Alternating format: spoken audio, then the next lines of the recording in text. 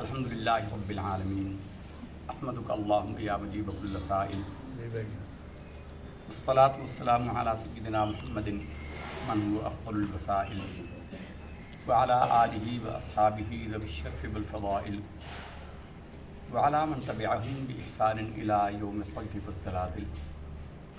أما بعد فقد قال الله سبحانه وتعالى في القرآن المجيد والفرقان الحميد. أعوذ بالله من الشيطان الرجيم. بسم الله الرحمن الرحيم. وإنك لعلى خلق عظيم. وقال النبي صلى الله تبارك وتعالى عليه وآله وسلم إنما بعثت لأتمم مكارم الأخلاق أو كما قال صلى الله عليه وسلم صدق الله تعالى وصدق رسوله النبي الكريم إن الله وملائكته يصلون على النبي يا أيها الذين آمنوا صلوا عليه وسلموا تسليما اللهم صل على سيدنا ومولانا وحبيبنا وشفيعنا محمد وعلى آل سيدنا ومولانا وحبيبنا وشفيعنا محمد بعدد كل ذرة مئة ألف مرة وبارك وسلم صل على جميع إخوانه من النبيين والصالحين مولاي صل وسلم دائما أبدا على حبيبك خير الخلق كلهم هو الحبيب الذي ترجى شفاعته لكل هول من الأهوال مقتحم. اللہ تعالیٰ کی حمد و ثنا اور اس کے حبیب پاک صاحب الاوراق سرکار دو عالم نور مجسم صلی اللہ علیہ وسلم کی بارگاہ اقدس میں ہدیہ درود و سلام کے بعد محترم حاضرین اور سامعین، تقریر تو مولوی جنید عبدالباسط صاحب کی ہوتی ہے. ہم تو تربیت کے حوالے سے کچھ گزارشات کیا کرتے ہیں کیونکہ یہ جو محفل ہے بنیادی طور پر تربیت اور سلوک کی محفل ہے، اور ہم ہمیشہ یہ بتاتے ہیں کہ تعلیم اور تربیت جب جمع ہوتے ہیں تو انسان کامل ہوتا ہے. مطلقاً تعلیم سے انسان ہلاک ہوتا ہے. امام محی الدین ابن عربی رحمۃ اللہ تعالیٰ علیہ نے فرمایا ہے کہ العلم حجاب الاکبر، علم بہت بڑا حجاب ہے، بہت بڑا پردہ ہے، حقیقت تک پہنچنے میں بہت بڑی رکاوٹ ہے. تربیت ایک ایسی چیز ہے جب بزرگوں کی صحبت میں انسان بیٹھتا ہے تو بہت کچھ سیکھتا ہے. مثلاً آج کے حوالے سے ہے کہ ہمارے یہ بچے نعتیں پڑھتے ہیں، ہم شریف پڑھتے ہیں. ابھی بچوں نے نعت شریف پڑھی، اس کے بعد ہمارے اس بچے نے ہم شریف پڑھ دی. جب کہ ہم نے پہلے پوچھا بھی ہم کون پڑھے گا تو کوئی تھا نہیں، تو مفتی جنید صاحب نے پڑھی. تو آئندہ ہم جس نے پڑھنی ہو وہ سب سے پہلے پڑھے گا. آپ ہم پڑھیں گے تو ہم ہوتی ہے اللہ تعالیٰ کی تعریف میں کلمات، وہ سب سے پہلے پڑھے جاتے ہیں. اور اس میں محفل کے اعتبار میں دیکھ لیا جاتا ہے کہ اگر کتنے لوگ ہیں، اگر زیادہ نعت پڑھنے والے ہیں تو 2 شعر پڑھ لیے جائیں، خاص طور پر چھوٹے بچے، اور جو بڑے حضرات ہوتے ہیں ان کو زیادہ ٹائم دیا جاتا ہے. اور ہم شریف کے بعد نعت پڑھی جاتی ہے، نعت کے بعد ہم نہیں پڑھی جاتی. فارسی میں کہا جاتا ہے فرق مراتب نہ کنی زندگی، اگر مرتبوں کا فرق نہ کیا جائے تو یہ بڑی بدبختی ہوتی ہے. نعت خوانیوں کے محفلوں میں عام طور پر نعت خوان تو دین کو جانتے نہیں ہیں بیچارے، یہ کچھ شعر پڑے ہوئے ہوتے ہیں، اور اکثر وہ بھی جو تکہ بند شعراء ہوتے ہیں، تکہ بندی کرتے ہیں الٹی سیدھی. وہ لگیاں نے موجہ تے لگائی رکھی سونے، تو پتنگ بجوں اڑائی رکھی سونی، پتہ نہیں کیا کیا اس طرح کی بیہودہ باتیں کرتے ہیں جن کو سن کر طبیعت اٹھتی ہے. یہ حضور کی بارگاہ میں پیش کرنے کے لائق نہیں ہے. ہمارے امام اہل سنت امام احمد رضا خان قادری رحمۃ اللہ تعالیٰ علیہ صرف 3 شعراء کا کلام سنتے تھے نعت میں، صرف 3. ایک اپنا کلام، ایک اپنے برادر اصغر مولانا حسن رضا خان صاحب کا کلام، اور ایک مولانا کفایت علی کافی صاحب کا کوئی گل باقی رہے گا نئے چمن رہ جائے گا، بس رسول اللہ کا دین حسن رہ جائے گا. یہ 3 شعراء کے کلام سنتے تھے، باقی کتنا سنتے ہی نہیں تھے. کیونکہ نعت خوانی اتنی نازک چیز ہے. خود امام اہل سنت فرماتے ہیں کہ میں نے نعت خوانی قرآن سے سیکھی ہے، اور نعت پڑھنا گویا تلوار کی دھار پر چلنا ہے کہ اگر ذرا سا حد سے بڑھ جائیں تو شان الوہیت میں داخل ہو جائے گا جو شرک ہو جائے گا، اور ذرا سی کمی کر دو تو توہین رسالت ہو جائے گی. تو اس لیے ایک تو بچوں کو جو ان کی نعت سکھانے والے ہیں ان کا خیال چاہیے کہ ان کو اعلیٰ حضرت کا کلام زیادہ سے زیادہ یاد کرائیں. اب مولوی صاحب نے خالد محمود نقشبندی صاحب کا کلام پڑھا ہے، بہت اچھے شاعر تھے، یہاں گلبرگ میں رہا کرتے تھے، اور یہ پیر طریقت بھی تھے، یہ نقشبندی سلسلے کے پیر تھے، لیکن غیر عالم تھے. ہمارے پاس وہاں آیا کرتے تھے. ہمارے پاس سہروردی مسجد میں ہم سے تعویذ لینے بھی آتے تھے، ہم سے ویسے بھی آیا کرتے تھے، گلبرگ میں رہا کرتے تھے، ابھی ان کا عرس بھی ہوتا ہے۔ یہ خلیفہ تھے ان کے مفتی محمود الوری کے، مفتی محمود الوری مراد یعنی ابو الخیر زبیر صاحب کے والد صاحب کے، ان کے یہ خلیفہ تھے۔ ایک دن ہم گئے تو یہ انتظار میں بیٹھے تھے، ہمیں بلوایا ہوا تھا، ہم حضرت صاحب درس دے کر بفردون سے، تو پھر ہم وہاں ان کے یہاں گئے، انہوں نے یاد کیا تھا، کمزور تھے، ضعیف آدمی تھے، بوڑھے آدمی تھے۔ ہم گئے تو بیٹھے ہوئے تھے، تو ہم نے کہا خیریت؟ انہوں نے کہا جی وہ کچھ لوگ خلافت لینے کے لیے آ رہے ہیں۔ میں نے کہا کون آ رہے ہیں؟ انہوں نے بتایا فلاں۔ میں نے کہا حضرت وہ تو دیوبندی ہیں۔ کہتے ہیں نہیں وہ تو خلافت لینے آ رہے ہیں۔ ہم نے کہا جی وہ دیوبندی ہیں۔ خیر ہم تو 5-10 منٹ بیٹھے چلے گئے۔ اگلی دفعہ جب ان کی مطلب پھر وہ ہمارے ہاں تشریف لائے، انہوں نے کہا جی آپ نے بالکل ٹھیک فرمایا، تو وہ تو دیوبندی تھے، میں نے ان کو بگا دیا۔ مطلب یہ ہے کہ یہ جو غیر عالم بندہ نعت کہتا ہے اس میں کوئی نہ کوئی کمزوری ضرور ہو جاتی ہے۔ تو اس لیے اعلیٰ حضرت کا ان کا جو کلام تھا وہ تو بہت عمدہ تھا، یہ معروف کلام ہے اور اس میں علماء نے اس کی تحسین کی ہے، تائید کی ہے، توثیق کی ہے، لیکن ہم بچوں سے مخاطب ہیں۔ اسی طرح حمد کے آداب میں ہے کہ ہم سب سے پہلے پڑھی جائے۔ ہم سے پہلے بہت سارے نعت خوان حضرات صلاۃ و سلام پڑھتے ہیں، ہم سے پہلے صلاۃ و سلام نہیں ہے۔ ہم قرآن میں دیکھیں آپ، بسم اللہ الرحمن الرحیم الحمدللہ رب العالمین۔ اسی طرح نبی کریم صلی اللہ علیہ وسلم جلوہ فرما تھے، ایک صاحب آئے اور انہوں نے نماز پڑھی اور نماز پڑھ کر اللہ تعالیٰ سے حاجتیں مانگنے لگے کہ اللہ میری فلاں حاجت پوری کر دے، فلاں حاجت پوری کر دے، پھر فلاں ضرورت پوری کر دے۔ حضور نبی کریم صلی اللہ علیہ وسلم نے ان کی دعا کے بعد ان کو بلایا اور کہا کہ دیکھ تو نے دعا مانگنے میں سلیقہ اختیار نہیں کیا۔ دعا مانگنے کا سلیقہ یہ ہے کہ سب سے پہلے تو اللہ تعالیٰ کی حمد کیا کر، پھر مجھ پر درود شریف پڑھ، یعنی حمد کے بعد درود شریف۔ حضور نے فرمایا پہلے اللہ کی حمد کرو، پھر مجھ پر درود پڑھو، پھر جو دعا مانگو پھر وہ دعا قبول ہوتی ہے۔ تو اس لیے آداب حمد میں ہے کہ پہلے حمد پڑھی جائے، اس کے بعد نعت پڑھی جائے، نعت کے بعد منقبت ہو، غوث اعظم کی منقبت ہے یا کسی اللہ کے نیک بندے کی منقبت ہے تو وہ آخر میں پڑھی جائے۔ یہ نعت خوانی کی محافل کے آداب ہیں جن کو نعت خوان ہمارے دور کے فراموش کر چکے ہیں، بھول چکے ہیں۔ قدیم جو علماء کی صحبت میں رہتے تھے جیسے سائم چشتی صاحب ہیں، اعظم چشتی صاحب ہیں، یہ بڑے نعت خوان تھے اور یہ باقاعدہ علماء کی تربیت یافتہ تھے۔ بلکہ اعظم چشتی صاحب کا تو ایک بڑا ایمان افروز واقعہ ہے کہ انہوں نے ایک نعت میں پڑھا کہ ساڈا نبی جوتیاں سنے عرش تے گیا۔ ہمارے نبی صلی اللہ علیہ وسلم جوتوں سے نعلین شریف سمیت عرش پر تشریف لے گئے۔ تو کسی دیوبندی مولوی نے اس کی بات کو سن لیا، انہوں نے کہا کون سی کتاب میں لکھا ہوا ہے حدیث کی تم ایسے نعت خوان ایسی باتیں کرتے ہو کہ حضور جو ہے وہ جوتے کو حضور نعلین شریف سمیت عرش پر گئے؟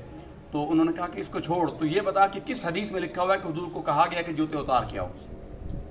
یعنی کسی حدیث میں یہ لکھا ہوا ہے کہ حضور کو حکم ہوا کہ جوتے اتار کر آؤ؟ حضرت موسیٰ کو تو کہا تھا فَاخْلَعْنَ عَلَيْكَ إِنَّكَ بِالْوَادِ الْمُقَدَّسِ طُوَىٰ، اے موسیٰ تو طور پہ آ رہا ہے تو جوتے اتار کے آ کے، یہ مقدس وادی ہے۔ لیکن ہمارے نبی کو عرش پر جانے کے لیے بھی نہیں کہا کہ جوتے اتار کر آ، تو بتا اگر کہیں لکھا ہوا ہے تو جوتے اتارنے کا ذکر۔ تو مولوی کے پاس جواب کوئی نہیں تھا، تو دیوبندی کے پاس جواب نہیں تھا۔ تو ابو النور مولانا محمد بشیر رحمۃ اللہ تعالی علیہ کوٹلی لوہارا سیالکوٹ کے ہمارے بڑے خطیب ہیں، انہوں نے کہا کہ ان جیسے مولویوں کے لیے تو ہمارے نعت خوان ہی کافی ہیں، ان جیسے مولویوں کے، ان کے علماء کے سامنے تو ہمارے نعت خوان ہی کافی ہیں۔ یعنی وہ نعت خوان بھی اتنے تربیت یافتہ ہوتے تھے، ان کو معاملات کا اتنا پتہ ہوتا تھا۔ تو اس لیے آداب محفل میں بچوں یہ بات یاد رکھو، ہم پڑھنے والا پہلے پڑھے گا، ہم سے پہلے صلاۃ السلام نہیں ہوتا، نعت سے پہلے صلاۃ السلام ہوتا ہے۔ منقبت اگر کسی نے پڑھنی ہو، غوث اعظم کا مہینہ آ رہا ہے، اگلا مہینہ غوث اعظم رضی اللہ تعالیٰ عنہ کا مہینہ ہے، تو اگلے مہینے میں 11ویں شریف ہوگی انشاءاللہ العزیز، ہم بھی یہاں کریں گے، بڑی 11ویں شریف انشاءاللہ کریں گے۔ تو 11ویں شریف میں منقبت غوث اعظم کی پڑھی جاتی ہے، ایک پڑھیں دو پڑھیں، تو منقبت نعت کے بعد پڑھی جاتی ہے۔ فرق مراتب نہ کنی زندگی، اگر مرتبوں کا فرق نہ کیا جائے تو یہ بدبختی ہوتی ہے۔ تو مرتبہ اللہ کا سب سے اوپر ہے، رسول اللہ صلی اللہ علیہ وسلم کو ان کے بعد ہے، اور غوث اعظم رضی اللہ تعالیٰ عنہ سمیت کوئی اللہ کا ولی ہو ان کا درجہ ان کے بعد ہوتا ہے۔ تو یہ ترتیب ایک تو یہ یاد رکھی جائے۔ دوسرا ہمارا مقصد بچوں کو تربیت کرنا ہوتا ہے کہ بچوں کو اعتماد پیدا ہو نعت پڑھنے میں، تو اس کے لیے اگر بچے زیادہ پڑھنے والے ہوں تو 2 شعر پڑھ لیں، اس سے ایک تو حضور کی بارگاہ میں حاضری لگ جاتی ہے، نمبر 2 یہ کہ ان کا اعتماد بڑھ جاتا ہے، نمبر 3 ان کی شاعری میں، ان کے کلام میں کوئی غلطی ہو تو اس کی اصلاح ہو جاتی ہے۔ تو اس میں کوئی بات نہیں ہوتی، خود ہماری گفتگو میں ہم نے 1-2 جگہ پڑھ لیا تو مولوی صاحب وہاں بیٹھے تھے، انہوں نے بعد میں کہا جی آپ نے حدیث میں فلاں جگہ زید کی جگہ زبر پڑھ دی تو زبر کی جگہ زید پڑھ دی، تو ایسا ہو جاتا ہے، ایسا ہو جاتا ہے۔ اس میں اصلاح لینے میں کوئی عزت میں کمی نہیں آتی، اصلاح لینے میں کوئی کمی نہیں آتی۔ بڑا ہو یا چھوٹا ہو، کسی کی کوئی غلطی ہو، اس کو اگر کہہ دیا جائے کہ حضرت یہ آپ سے خطا ہوئی ہے، تو انسان کی صفت یہ ہے، ہمارے باپ کی سنت کیا ہے اور شیطان کا طریقہ کیا ہے. شیطان نے غلطی کی، اسے اللہ نے کہا تجھے ما منعک ان تسجد لما خلقت بیدی استکبرت ام کنت من العالین قال انا خیر منہ. شیطان کو کہا کہ تجھے کس بات نے روکا ہمارا حکم ماننے سے، جس کو میں نے اپنے ہاتھ سے بنایا اس کو سجدہ کرنے سے. انہوں نے کہا انا خیر منہ، میں اس سے بہتر ہوں. یہ شیطان کا طریقہ ہے. اور ہمارے باپ کا طریقہ کیا ہے؟ حالانکہ ہمارے باپ کی غلطی نہیں تھی، ہمارے والد سیدنا آدم علیہ نبینا و علیہ الصلوۃ والسلام کی خطا نہیں تھی، وہ بھولے تھے کیونکہ وہ سوچ نہیں سکتے تھے. وقاسمہما انی لکما لمن الناصحین، شیطان نے قسمیں کھائی تھیں کہ ہم تمہارا خیر خواہ ہیں، اور اللہ نے جو تمہیں اس کے پاس جانے سے منع کیا وہ اس لیے منع کیا کہ اگر تم یہ کھاؤ گے تو تم ہمیشہ یہیں رہو گے. تو حضرت آدم سوچ بھی نہیں سکتے تھے کہ اللہ کی قسم بھی کوئی جھوٹی کھا سکتا ہے، اس لیے اس کی بات میں آ گئے، پھسل گئے. اللہ نے بھی یہی فرمایا، اور اللہ نے قرآن مجید میں ان کی صفائی دی کہ ایک جگہ فرمایا کہ ان سے بھول ہوئی، لیکن ایک جگہ فرمایا کہ ہم نے ان کے اندر گناہ کا ارادہ نہیں پایا، نافرمانی کا ارادہ نہیں پایا. اب ان سے یہ ہو گیا جب اللہ نے کہا کہ اے آدم ہم نے تمہیں منع نہیں کیا تھا کہ اس درخت کے پاس نہ جانا اور نہ کھانا، تو انہوں نے یہ نہیں کہا کہ اللہ چونکہ اس نے تیری جھوٹی قسم کھائی تھی تو میں سوچ ہی نہیں سکتا تھا کہ یہ جھوٹی قسم تیرے نام کی کوئی کھائے. انہوں نے فوراً کہا، دونوں نے، میاں بیوی نے، ہماری اماں ہمارے ابا، قالا، دونوں نے کہا ربنا ظلمنا انفسنا وان لم تغفر لنا وترحمنا لنکونن من الخاسرین. تو غلطی کو قبول کر لینا یہ ہمارے باپ کی سنت ہے. اگر اس میں انسان میں کوئی کمزوری ہو گئی، بولنے میں کچھ کمزوری ہو گئی، ہم سے ہو گئی، کسی سے بھی ہو گئی، اور اس کی اصلاح کر دی جائے. اور آپ نے کئی دفعہ دیکھا کہ مولوی صاحب کو کہہ دیتے ہیں کہ آپ نے یہاں پہ یہ کہا، ایسا نہیں کہنا، یہ ایسا نہیں کہنا. تو ایک تو یہ نعت خوانی کے حوالے سے. دوسرا، جس کو نعت کا موقع ملے کہا جائے تو اس کو اگر پڑھنا ہے تو وہ پڑھ لے، وقت کم ہو تو 2 شعر پڑھ لے، لیکن پڑھ لے، سرکار کی بارگاہ میں حاضری لگ جاتی ہے. اور اچھے نعت خوان ہمارے امام اہل سنت امام احمد رضا خان قادری رحمۃ اللہ تعالیٰ علیہ نے فرمایا کہ قرب قیامت میں اہل حق علماء دنیا سے اٹھ جائیں گے، بدعقیدہ علماء رہ جائیں گے، اور حضور کی محبت کا پیغام پہنچانے والا کوئی نہیں رہے گا.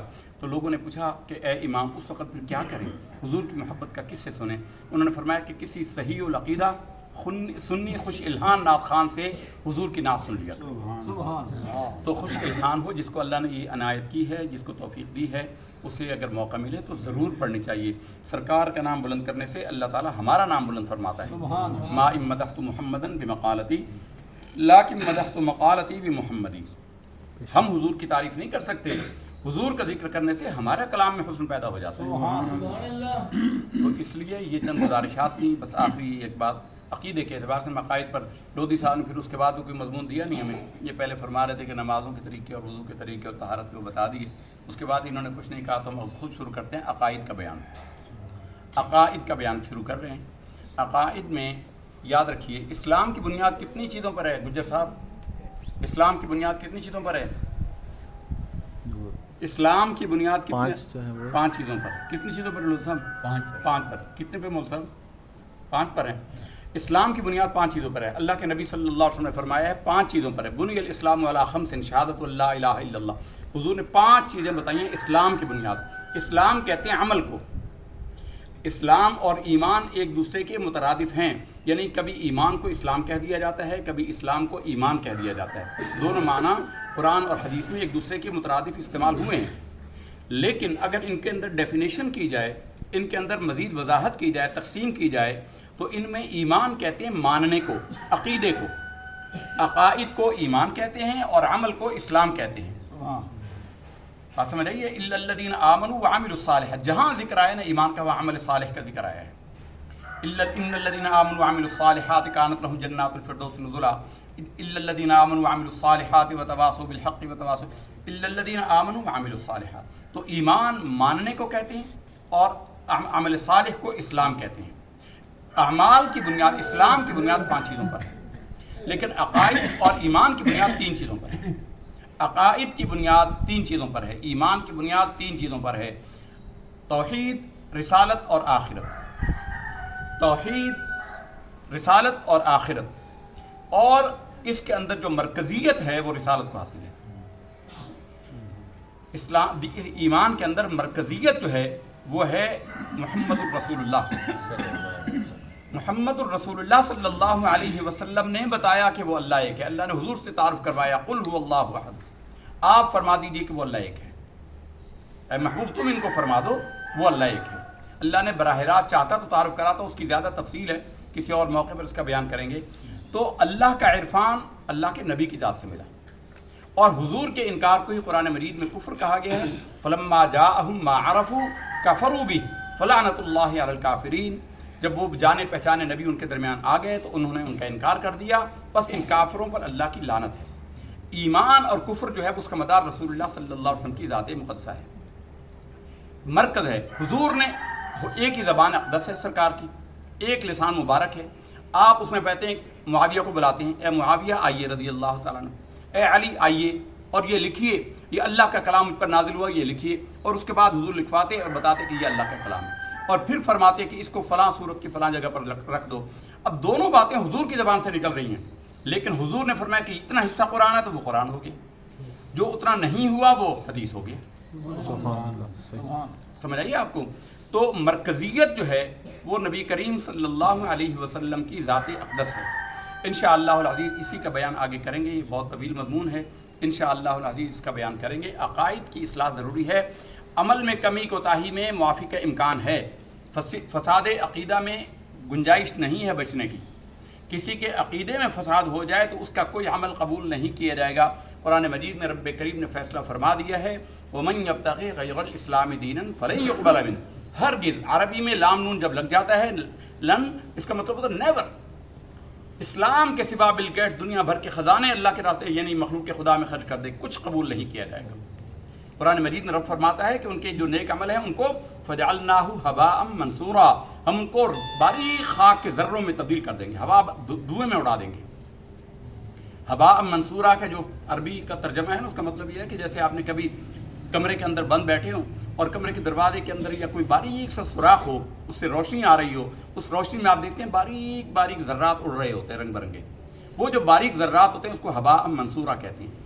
اللہ فرماتا ہے یہ پہاڑوں جتنے عمل کر لیں تو ہم ان کے عملوں کو اتنی وقت دیں گے جیسے یہ ذرے اڑ رہے ہیں, جن کا کوئی وزن ہی نہیں ہے, جو آنکھ سے نظر ہی نہیں آتے. تو عقیدے کی اصلاح ضروری ہے.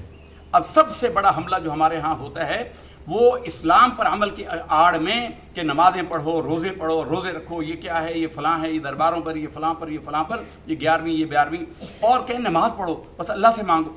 وہ عقیدے پر حملہ کرتے ہیں, یعنی عمل کا حوالہ دے کے عقیدے پر حملہ آور ہوتے ہیں. عقیدے کی اصلاح بہت ضروری ہے, عقیدہ صحیح ہونا چاہیے. عقائد اسلامیہ کی بنیاد یاد رکھیے 3 ہیں. توحید پروٹوکول کے درجہ سے پہلے ہے, یعنی درجہ اللہ کا بڑا ہے تو اللہ کا ذکر پہلے آئے گا, رسالت درمیان میں آئے گی, آخرت بعد میں آئے گی. اب محمد الرسول اللہ کو جب مانا, اس لیے علماء نے کہا ہے کلمہ طیبہ میں 2 اجزاء ہیں, لا الہ الا اللہ محمد الرسول اللہ. پہلے لا الہ الا اللہ ہے, بعد میں محمد الرسول اللہ ہے, لیکن ایمانیات کے اعتبار میں محمد الرسول اللہ پہلے ہے اور لا الہ الا اللہ بعد میں ہے. بھئی محمد کو اللہ کا رسول مان کر جو اللہ کا تعارف انہوں نے کہا مانوں گے تبھی اللہ کو توحید قبول ہے نا. اللہ کو توحید کب قبول ہے کہ جو اس کے حبیب کے کہنے پر مانو. کوئی آج عقل سے اٹکا پچو لگا لے اور کہے کہ اللہ ایک ہے, وہ اللہ کو وہ توحید قبول نہیں ہے. اس لیے اللہ نے اپنی توحید خالص کا بیان کروایا قل کہہ کے. قل کا مطلب ہے محمد الرسول اللہ, اے محمد صلی اللہ علیہ وسلم آپ ان کو فرما دیں. آپ کو بات سمجھ آئیے. ایمانیات میں ماننے کے اعتبار سے پہلا محمد الرسول اللہ ہے, لیکن چونکہ درجہ اللہ کا بڑا ہے, اللہ محمد کا رب ہے, تو اس لیے لا الہ الا اللہ پہلے ہے. بہرحال توحید اور رسالت اور آخرت یہ 3 بنیادیں ہیں عقائد اسلامیہ کی, ایمانیات کی. یہ 3 بنیادیں ہیں, اور ان 3 بنیادوں پر جو عمل کر لیتا ہے, جو ان 3 بنیادوں کو صحیح سمجھ لیتا ہے, انہی پر ہم انشاءاللہ اپنی گفتگو کا کچھ سلسلہ رکھیں گے. اللہ تعالیٰ سے دعا ہے کہ ہمارے عقائد کی اصلاح فرمائے اور ہمیں اچھے اعمال کرنے کی توفیق دے, اسلام پر عمل فرمائے. اس لیے آپ نماز جنازہ میں سنتے ہیں آپ کیا کہتے ہیں, اللہم من احییتہ منا فاحیہ علی الاسلام. اے اللہ ہم میں سے تو جسے زندگی عطا کرے, زندہ رکھے, اسے اسلام پر زندہ رکھنا, یعنی عمل صالح کرتے رہیں. وَمَن تَوَفَّيْتَهُ مِنَّا فَتَوَفَّهُ عَلَى الْإِيمَانِ. کیونکہ مرتے ہوئے اعمال کا کام نہیں ہے, مرتے ہوئے ایمان چاہیے. اس وقت تو بندہ نماز روزہ نہیں پڑھ سکتا. اس وقت وہ یہ کہتا ہے کہ اے اللہ ہم میں سے تو جسے زندہ رکھے اسے اسلام پر رکھنا، لیکن جب ہم مرے تو ہمیں ایمان کے ساتھ دنیا سے لے کر جانا. سبحان اللہ. مرتے ہوئے ایمان کام آئے گا. قبر میں ایمان کے سوال ہوں گے. من ربو کا کیا ہے؟ اسلام نہیں ہے. یہ ماننے کی بات ہے تیرا رب کون ہے، یہ ماننے کی بات ہے. ما دین کا تیرا دین کیا ہے، یہ بھی ماننے کی بات ہے. ما کنت تقول فی حق هذا الرجل، اس ہستی کے بارے میں تو دنیا میں کیا کہتا تھا، یہ بھی ماننے کی بات ہے. تو یہ ایمانیات کی بنیاد 3 ہیں، اسلام کی بنیادیں 5 ہیں. یہ فرق یاد رکھیے. ایمان اور اسلام کے اندر قرآن مجید میں ایک جگہ اس فرق کو واضح کیا گیا ہے، ورنہ قرآن مجید میں بہت ساری جگہوں پر مومن اور مسلم میں فرق نہیں کیا گیا. کبھی اسلام کو ایمان کہا گیا، کہیں ایمان کو اسلام کہا گیا، پورے قرآن میں، پوری حدیثوں میں. لیکن قرآن مجید میں ایک مقام پر سورہ حجرات میں اللہ رب العزت نے ایمان اور اسلام کے درمیان ڈیفینیشن اس کو واضح کیا کہ ان کے اندر فرق کیا ہے. انشاءاللہ اگلی گفتگو میں اس کو مزید وضاحت کریں گے. اللہ تعالیٰ سے دعا ہے کہ ہمیں صحیح سچا سچا ایمان نصیب فرمائے، ہمارا جینا اسلام پر، ہمارا خاتمہ ایمان پر فرمائے. وآخر دعوانا ان الحمد للہ رب العالمین.